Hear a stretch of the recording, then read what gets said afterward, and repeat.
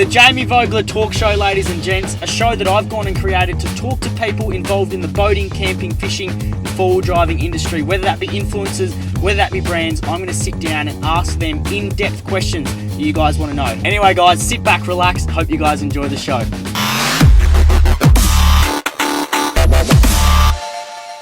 Alright guys, welcome back to another episode of the Jamie Vogler Talk Show. Today we're here with the man himself, Cam Bostock. So Cam has gained a massive audience after showcasing his hiking and travel adventures all over Instagram, TikTok and YouTube, hiking some of the most insane trails over the last few years. Cam has managed to create a lifestyle hiking and sharing his journey to many fans all over the world.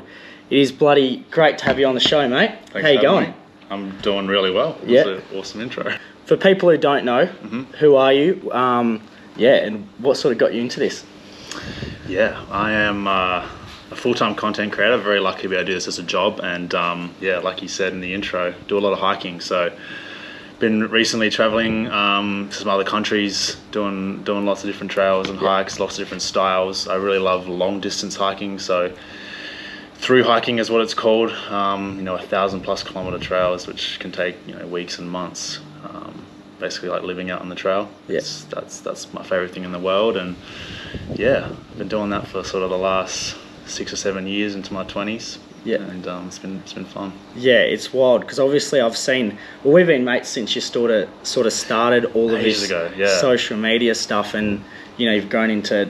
Well, you've just got a massive audience now, which is obviously because you're doing exciting trails and things like that. Yeah. But yeah, I think to start off, what sort of got you into all of this hiking and stuff? And where did the love come from? Yeah, it's a bit weird because when I look back over my life, my teenage years from probably 12 to 18, I was not into the outdoors at all. Right, yeah. I was super into video games. I was quite recluse, spent all day inside on my computer. Big introvert, which I still am to this day. Yeah, okay. Probably explains why I like hiking solo a lot of the time. But, going back further, I was pretty outdoorsy as a kid. Remember when I was 5 or 6, my family, we did a massive road trip around Australia. Yeah. 13 months on the road, I think. We did a lot of camping, a lot of campfires, fishing. So your family was into the outdoors, and traveling and stuff. They were, and we did that big lap and got some good memories of that, even though I was quite young. So I think that's where the passion kicked off. But like I said, I transitioned into sort of a bit more of a gamer into my teen years. Yeah. So I stepped away from it a bit, but yeah, I guess my early 20s, I somehow got introduced back to hiking. I think I went on a multi-day hike on the Bib Track here in Perth with my youth group at my church. I remember loving that. Yeah. It was really hard. We had crappy weather. It was wet and rainy. I was so unfit. Really struggled, but it was such a good time. And I think I've just sort of chased that feeling, found a love for it over the last 5 or 6 years. Yeah. What about the creative side of things, creating content? Obviously, do you reckon that comes from the gaming? Or? Well, I think it did, because I remember when I was playing games, I was making videos about it. Yeah. There's some videos of me on the internet, on YouTube still, of playing games. Oh, really? On lost channels. Streaming or? No, not streaming. I just make videos. They have no views. It was very cringe. Just for fun, And I'll never share them with anyone. But they are out there. Yeah, what have we got to search? You're not getting any hints. So I think I was interested in sort of creating content even, in my early teens. Yeah. And that kind of naturally transitioned when I got more into the outdoors. I started making YouTube videos just for the fun of it. I just liked it. I just enjoyed it at the start. I had no aspirations. For sure, but I just kind of had fun doing it. You just like doing it, and then obviously posting, and a few things happen, and you get the rewards from posting content, and all of a sudden... Yeah, well, it feels good when you get people watching and commenting on your adventures, right? So I think I had a few semi-successful videos when I was in my early 20s, and I was like, this is kind of fun. Yeah. Started sharing more and more. It's what they say, that admiration, I guess, can be a toxic thing, but it also can be used to your benefit as well, it's a good motivator, and I think if you're having a positive impact and you're inspiring people to get outdoors, which is a part of my mission now, then it's a huge motivator, Yeah, for sure. Talking about that, so obviously people watching, if you're sitting at home and, you want to get into hiking and everything like that, and you don't want to do it alone. You sort of got no mates, and you want to make more mates doing like-minded things such as hiking or going on adventures. What advice would you give someone? I know you have a few great ideas. So yeah, I mean, it's definitely hard, right? Stepping into something new where you don't potentially have any mates who do it as well. Yeah. Or you're a bit introverted like I was, but you want to have people to do things with. Hiking, I know, is extremely daunting for a lot of people. Sure. Getting out to the bush, especially in Australia. Summer, it's really hot and dangerous. Bushfires. There's always the risk of snakes, spiders, scorpions out in the wild, and so a lot of people get pretty nervous about even a day hike, let alone multi-day hiking or 100%. multi-month hiking. It's like pretty hectic. So doing it with people is definitely smart at the start.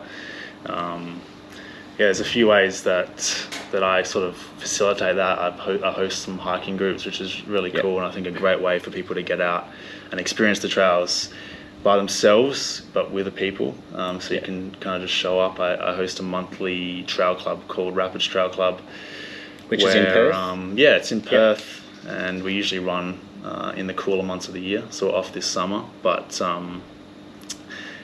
open to everyone, super easy hike, super social community kind of aspect, and we get so many people coming alone that are in that exact position. That I kind of don't have anyone to do this with, but they're interested in it, and so that's a great option. And there's other similar groups around Perth, I think, which is really cool.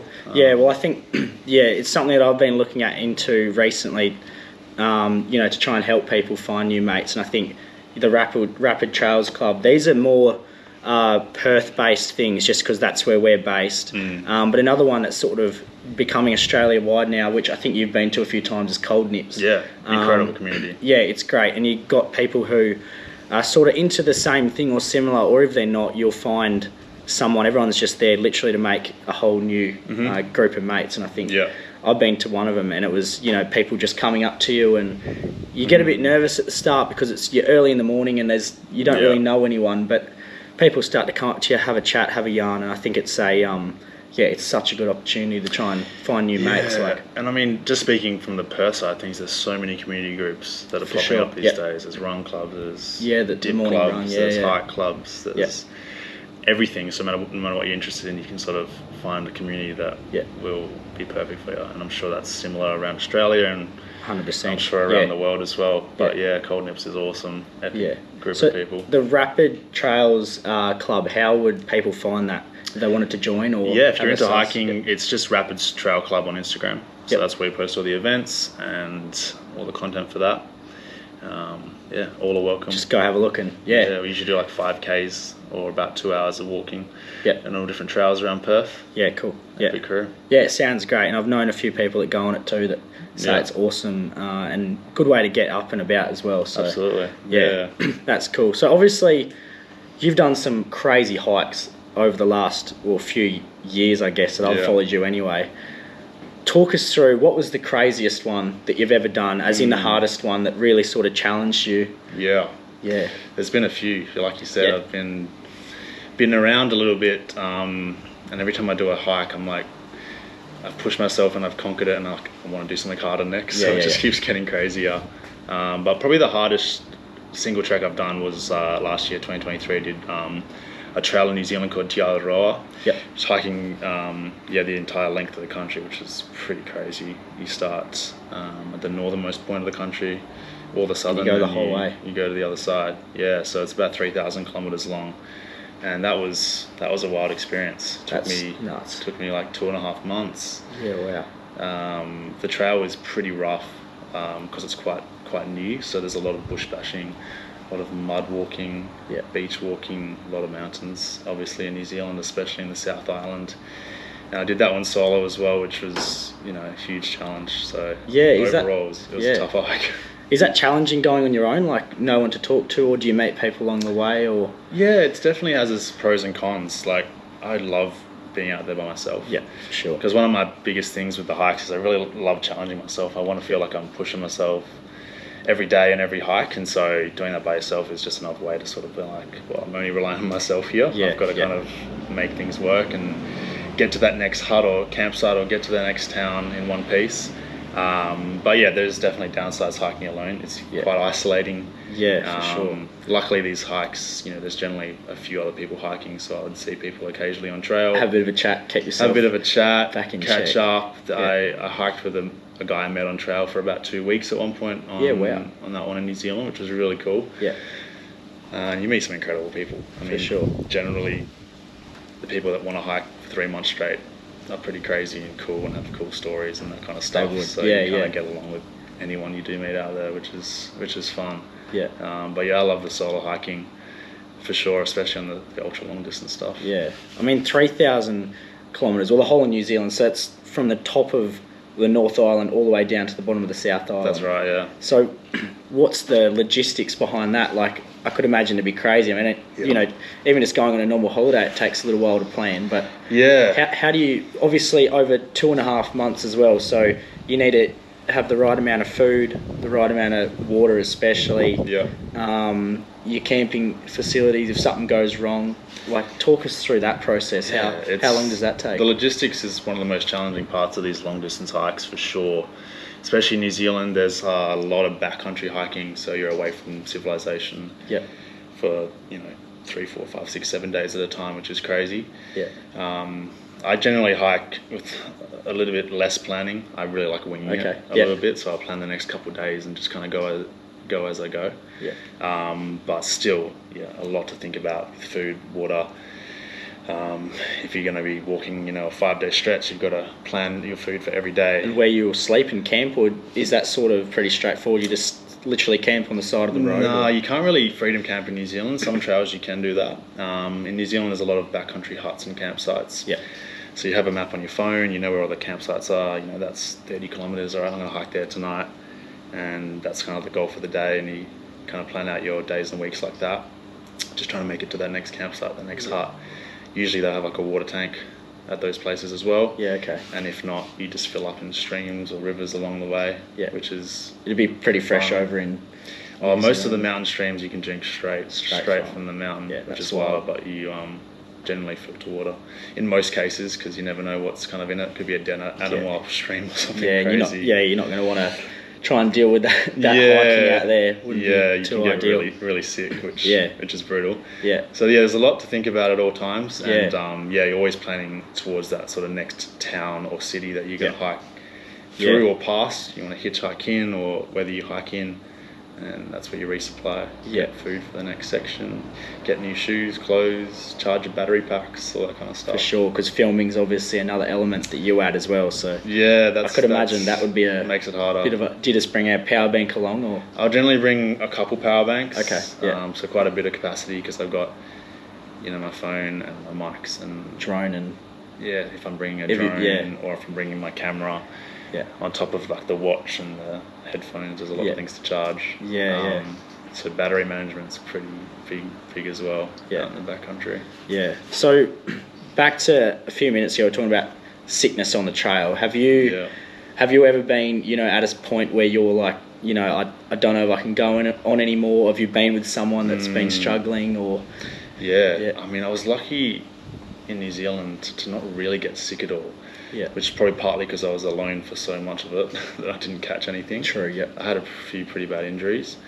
But I did get really sick recently in Nepal. I was hiking there for 35 days, and it was quite the opposite. We had a big group we were hiking with. There's people everywhere. You're walking through these villages all the time.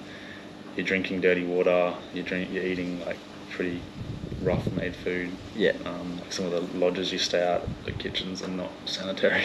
They wouldn't meet the standards here in Perth. The Australian culture. So I got food poisoning in Nepal. Okay. That destroyed me for a couple of days. Did you hike through? I did, because I got it right at the beginning of our trek. So it was like if I stopped, then I wouldn't be doing the trek, because everyone would be multiple days ahead of me. You're on like an altitude acclimatization schedule, so you can't really stop it. You're going to lose the group.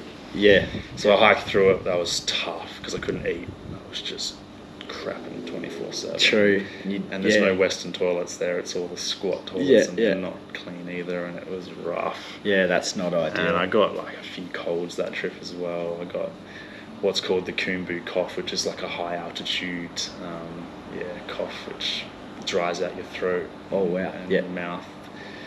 just due to the sort of dry, cold air, which is what you get at altitude. So, yeah, that was a rough trip as far as that sounds so gnarly. Yeah, it was pretty brutal. Yeah, that'd be hectic. Did you ever feel like stopping, or was it just?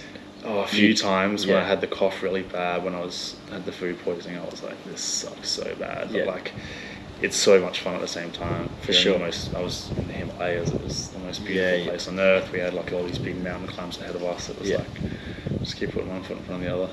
Yeah, 100%. Yeah. I think it comes to a point, where you just, I guess you're a pretty competitive person as well, so it's... I don't like giving up on stuff. Yeah. Like, I'm not necessarily super competitive against other people, but just probably against myself. Like, I know what I am capable of, so I'm like, I'm not, like, if I set out to do a trail, I'm gonna finish it. Like, I'm gonna get it done. Yeah. Sometimes that's to a detriment. Yeah. Have you ever come across anything sort of sketchy on the trails, as in, like, obviously you're in these remote places that, you know, Australia, I guess, you'd come across stuff in Australia, I'm sure, but in other countries it's sort of the unknown. Is there anything, you know, people threatening or, you know, any incidents like that you've had at all? Yeah, I haven't had too many run-ins with other people, luckily, that are aggressive or anything. There's the odd, you do find the odd weirdo out on trails, whether it's another hiker or in New Zealand there was like a lot of hunters out there, like walking around with rifles, and you're like, I'm not a deer, I'm not a human, don't shoot, kind of thing. But I've been in plenty of like sketchy situations as far as like just hiking. Yeah. There was one day in New Zealand last year where I'd been hiking for about 4 days into this backcountry region, and I'd only packed like 5 days worth of food, but the weather had been terrible, so I was like behind schedule, and I got to this big mountain pass which is notoriously pretty dangerous in good weather, and this massive like blizzard rolled through, and I checked like the weather with my satellite phone, and it was like horrible weather for like 2 days, snow, wind, and I was like out of food, so I'm like, I'm just gonna go for it and see how things go. I didn't have much experience in the snow at that point. Luckily there was a guy at the campsite that I met, which is the guy I ended up hiking with for 2 weeks, probably because we went through this together. We were bonded after that, but we hiked up onto this mountain range and onto this pass in crazy snow. We were like waist deep in snow at one point. It was all fresh, blizzard, winds, and I'm not kitted out for like that kind of weather on these hikes. I'm super ultralight, so for sure, no jump, like heavy jumper, very cold, no beanie, no. I just wearing a hat and my shirt with my raincoat on. Yeah. It was so cold. My shoes were just filled with snow, and we hiked for about 10 or 12 hours that day. Just, constantly in the snow. Very sketchy, very slippery, big drop-offs everywhere. That's wild. The whole day I was like, this was a mistake. Survive. So was that sort of lack of planning, or did you not know that was coming, or...? Yeah, didn't know the weather was going to hit like that. If I did, I probably would have brought like extra food, and you could have just kind of sat around a camp for a day or two. But the fact that I was sort of out of food, like I said, I'm pretty competitive with myself. I want to kind of just keep walking. 100%. I hate sitting around and just like waiting weather out. I'm like, I'll make it work. Yeah. And so I put myself into a crappy situation. It was not smart. Yeah. But, good story. Yeah, it sounds... Got some great video of it all. It sounds cool, wild. Yeah. If people want to watch that, where can they go and watch that online, or...? Yeah, I've got that on my Instagram. I did daily videos of that trek. It's somewhere around day 30 or day so. 30, yeah, right. I might have to go check it out. It was good. Hectic. It was good. Yeah. So, I guess for people who are, professional hikers, or I guess through hikes, or, the term that you hikers use, what would be the trail that you recommend someone do? Like, it's hard, the scenery's insane, just something that you want to tick off your bucket list. What would you recommend to someone? Yeah, I mean, I've only done a lot of the trails in Australia, so I can't really speak to some of the more famous trails in the US and that kind of thing. Yeah, I'm heading over to the US this year to start ticking off those. But like specifically in WA, the Bibbulmun track would be probably one that I'd recommend. To people that are new to through hiking and to experienced hikers, because it's really accessible trail and it's so stunning. I mean, you've explored the southwest here in WA a bit. Yeah, I've done sort of little parts of the Bibbulmun. Never the whole thing, but so it's like 1,000 kilometers. Starts in Perth, finishes in Albany, and absolutely stunning. You're walking across the Darling Range from Perth, and then to some of the Carry and Tingle Forest down south, which are just huge trees and just so pristine, and then It you really- walk along the south coast. It does change a lot, doesn't it, when you think of where it starts and then where it sort of goes through. And it's quite diverse, actually, because you get the coastal walking as well towards Denmark and Albany.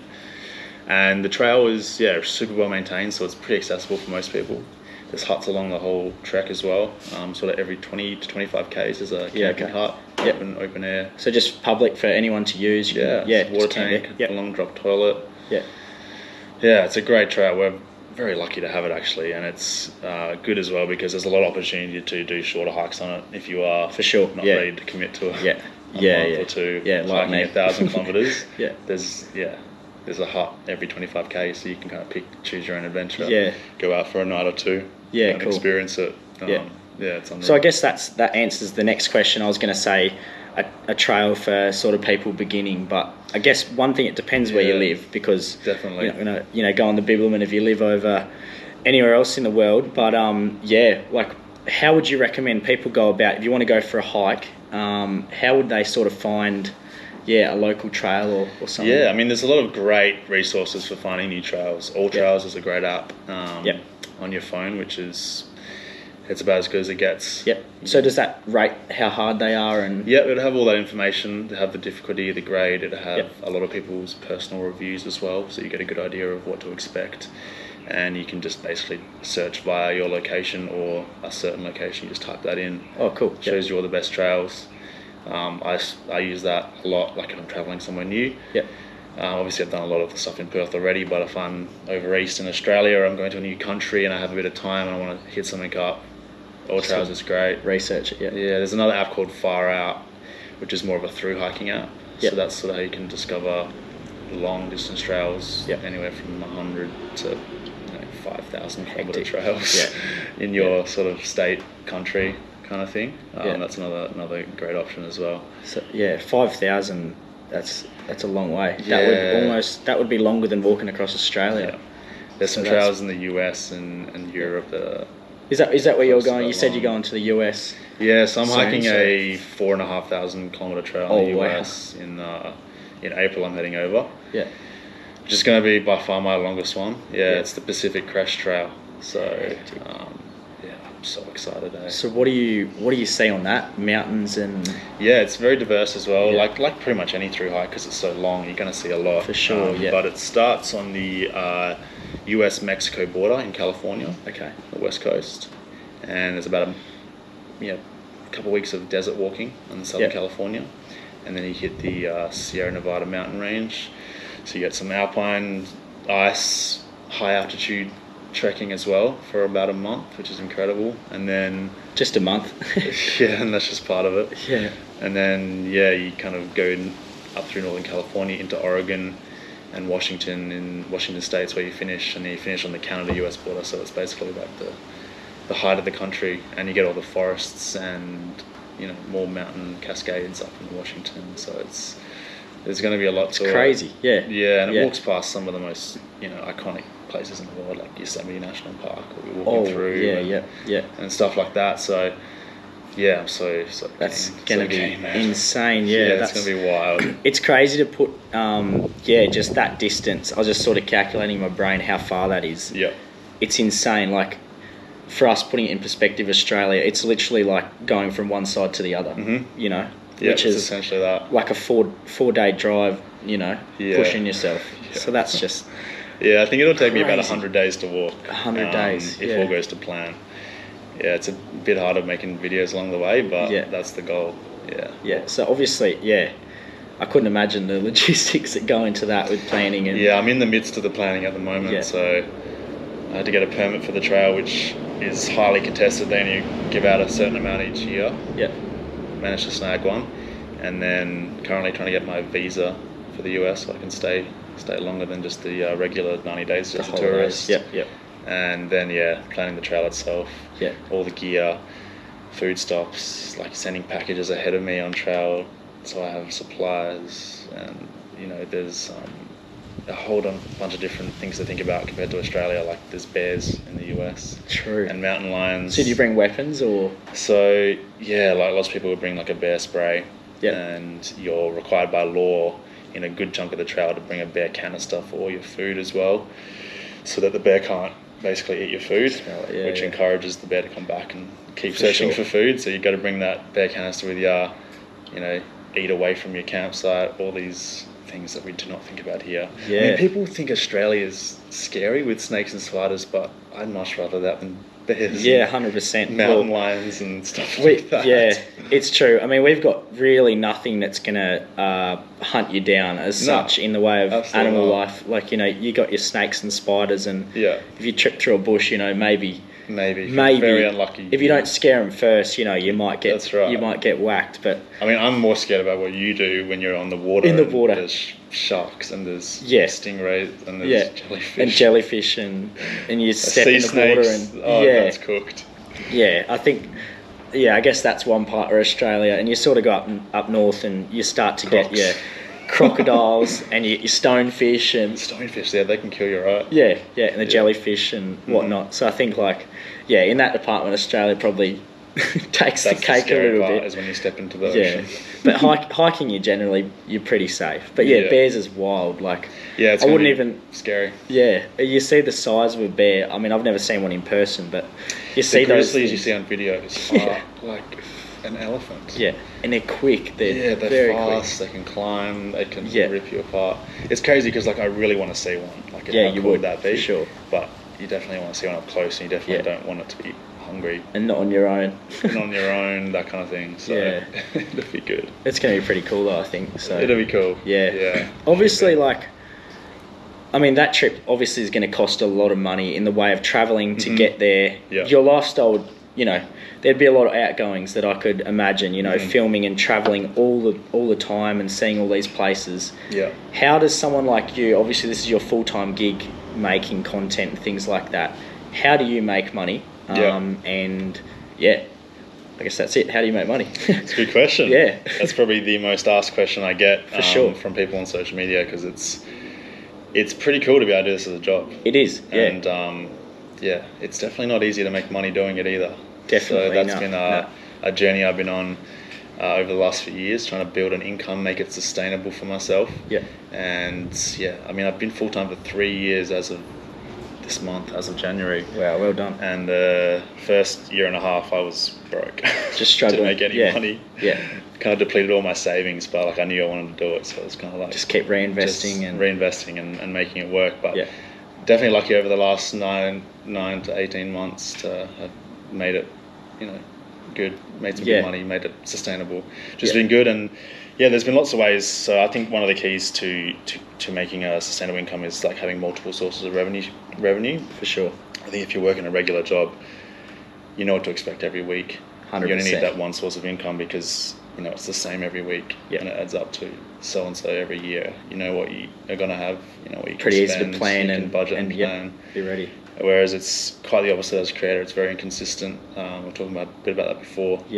Some months can be great, some months not so much. So the goal for me has been to build multiple sources of income and to build as much consistency into that income as possible. So my biggest source of income is working with brands, brand deals, where I will promote a product or service of a company that I believe in on social media. Yep. So that'll just be making either short videos or Instagram posts, photos to promote what they do and sort of integrate it into your content. Yeah. Yeah. So for example, I work a lot with a local company called Cedar Summit. Yep. So I'll use their tent on a hike. I'll make a video about it, all the good parts about the tent, and they'll pay me to do that. Yep. So it's pretty much just like an old school. I like to explain it like a newspaper ad back in the day. You chuck a post in a newspaper ad, people read it and see it. Whereas it's the evolved version of that. Yeah. Now it's sort of niched down, and I think brands are leaning more into that kind of marketing these days. For sure. Yeah. With creators who have audiences that trust them and that kind of thing. So that's definitely the largest chunk of my income. Probably about 70% of the money I make. I also run a Patreon community, which is like a membership platform where my followers can choose to support me with a certain amount of money per month. So I have different tiers available on my Patreon, and then I offer sort of different perks and rewards in exchange for that. In the way of content support. So I do a lot of behind the scenes content. I have a a whole separate Instagram for my Patreon members. Do a lot of BTS of my day-to-day as a creator. I do all my adventures sort of get posted there live, whereas usually on my main feed, my main profile, it's a bit delayed, so I can edit it and whatnot. I do group hikes as well with my Patreon community, so we do multi-day trips a few times a year. Yeah, epic. Yeah, and builds a bit of community and so it's cool to be able to sort of actually like meet the guys that choose to support me in that way and build relationships. Yeah, really cool. I think it's great because they're generally watching you because they're interested in the same thing. So 9 out of 10 times, if they're supporting you as well, you're going to have a good time with them. That's right. They're all super keen to get out, and a lot of the time, my Patreon members are quite new to hiking, and like we were saying earlier, this is their way to sort of go along with someone more experienced, go with a group onto a multi-day hike, whereas they probably would be a bit nervous to do it themselves. So that's been pretty cool to bring a lot of people on their first multi-day hikes through that on Patreon. 100%, So that's been quite a decent source of my income as well, like 15 to 20%, and it's a really good consistent source as well because it doesn't really change month to month. Hopefully it just grows month to month, whereas as you know, brand deals are quite sporadic. You might get you might get one in January and then nothing for 3 months, and then you might get 3 in April, whatever it is, and then you sort of don't know what's about to come. You don't know what's to come. You can't really budget or plan for things with that alone. 100%. I mean, working with brands on longer contracts is a way to build consistency through that, which is something I'm sort of trying to transition to a bit more. So that's doing sort of monthly retainers. And having a retainer, having an agreement to content, like 12 months. Let's work together.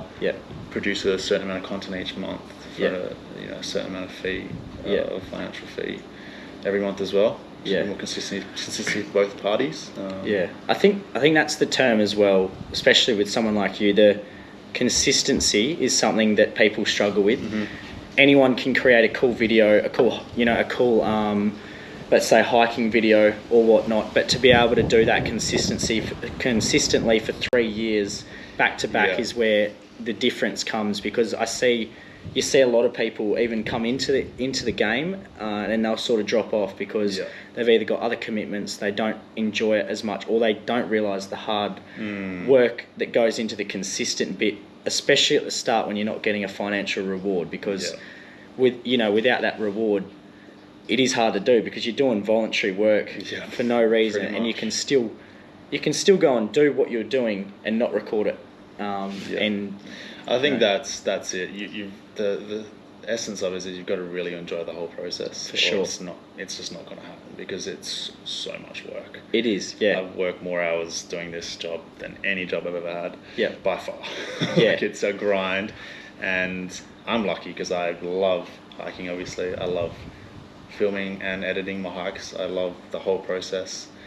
So for me, it's quite, it's sustainable and I can be consistent because I enjoy it. But I think a lot of people do see creators and be like, that looks like the best life ever, because they see you're only posting finished products 100%. of what you're doing and not a lot of the BTS, which is what I like to share on Patreon to give people a bit of a reality check of what I actually do most of the time. Yeah. But that's a misconception people have, and they'll say, I'm going to be a creator. And like you say, people fall off pretty quickly a lot of the time 100%. Because they realise I actually don't enjoy editing or filming. I just kind of enjoy the lifestyle, which you can do outside of your regular job, which is what most people do end up doing. So I guess, what would be your advice? Let's say someone's watching this right now and they want to get into content creation, no matter what niche it is. What would be your advice, obviously vaguely, for them to start right now? I mean, it's very easy to start because everyone has a phone in their pocket. And I mean, you and me pretty much only use our phones for filming, and we do it as a job. So it shows you don't really need any gear or anything fancy to get started. Well, they're high quality. They're the phones these 4K days are great. All my hikes are filmed on my iPhone. So you have the opportunity to start, and definitely don't go quitting your job and just jumping into it. Definitely not. Have a go. See if you enjoy it. Go out on the weekend and film something. It's always going to be nervous filming yourself for the first time, but have a go. See if you enjoy it. See if you're comfortable doing it, and kind of dip your toes in. And I would say try and build a really good work ethic and consistency around what you're doing while still working your regular job before deciding to go any further. For sure. Really make sure you love it, and make sure you have, you know, the drive to make it a reality. Because it's quite likely that you're not going to bring in a huge amount of money for a long time. Straight out the gate, So, you know, that's what I kind of did before I went full time. I was working and just kind of making videos on the side, and I found myself just like during work wanting to just go out and do it more and more, which is to me was like a sign of like, this is something that you could do long term and that you really enjoy. I think, which is huge for me. Something that I've noticed as well, like even with you and I, when we first, because I think, I don't really remember the exact stat, but I think we only had sort of, you know, couple thousand followers over TikTok when we first met, and then back when TikTok was young. Back 3 years ago now. And I think the difference and the thing that changed our content was talking to camera as well.